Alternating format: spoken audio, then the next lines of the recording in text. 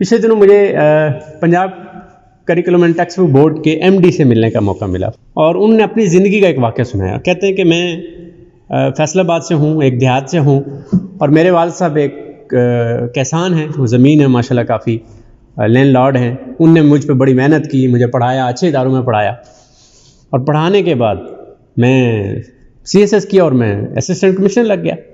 اب میرے والد صاحب بالکل چٹے ان پڑھ ہیں، انہیں ککھ نہیں آتا، تو میں کیونکہ اب اسسٹنٹ کمشنر بھی ہوں، پڑھ لکھ بھی گیا ہوں، میری ان کے ساتھ آئے روز چھوٹے چھوٹے معاملات پہ بحث ہوتی ہے، کبھی کسی مسئلے پہ، کبھی کسی مسئلے پہ، کبھی کسی میں، اور میں ٹھیک ٹھاک ان کے ساتھ تلخی میں بات کرتا ہوں۔ میں کہتا ہوں ابا جی آپ کو نہیں پتا، آپ پتہ نہیں کس دنیا کے رہتے ہیں، آپ کس زمانے کے آدمی ہیں، آپ کو ان چیزوں کا پتہ ہی نہیں ہے۔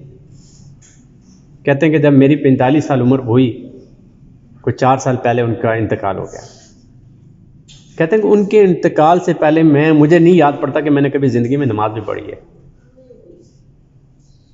اور قرآن کا تو ہر تصور ہی نہیں تھا، گھر میں بھی نہیں تھا۔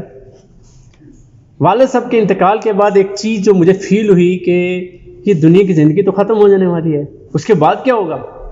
تو پھر میں پلٹا، میں قرآن پڑھنا شروع کیا، نماز پڑھنا شروع کی، پھر میں قرآن پاک پورا ترجمے کے ساتھ پڑھنا شروع کیا۔ لیکن جب میں اس آیت کے اوپر پہنچا کہ اللہ تعالیٰ نے کہا کہ اپنے والدین کے ساتھ حسن سلوک کرو اور انہیں اف تک نہ کہو، کہتے ہیں کہ میرے رونگٹے کھڑے ہو گئے۔ میں نے اپنی پوری لائف کو ایک دفعہ نظروں سے دیکھا۔ اللہ تعالیٰ تو صرف اس کام پہ اجازت دیتے ہیں کہ ان کی بات نہ مانو، کہ وہ آپ کو اللہ کے دین سے دور کر رہے ہوں، تب وہ بھی اس میں بھی ایک حکمت یہ بتائی کہ آپ نے ان کے ساتھ اچھے طریقے سے پیش آنا ہے۔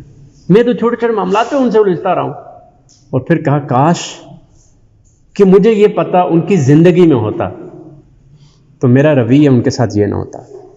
کہتے ہیں اب میرے پاس سوائے پچھتانے کے اور ان کی قبر پہ جا کے معافی مانگنے کے سوائے میرے پاس کوئی چارہ نہیں۔ اس سے پہلے کہ زندگی ختم ہو جائے، آپ کو اس کتاب ہدایت سے آنے والی نسلوں کو روشناس کروانا ہے۔ آپ اندازہ کریں کہ ہمارا اس کتاب کے ساتھ کیا تعلق ہے، اور کیا یہ کتاب کل ہماری سفارش کر پائے گی؟ اور پھر کیا قرآن پاک اس لیے نازل ہوا تھا؟ ثواب بالکل موجود ہے پڑھنے سے بھی، لیکن قرآن پاک تو اس لیے نازل ہوا تو اس کو سمجھا جائے۔ اللہ کیا مخاطب ہیں آپ سے، کیا کہنا چاہ رہے ہیں؟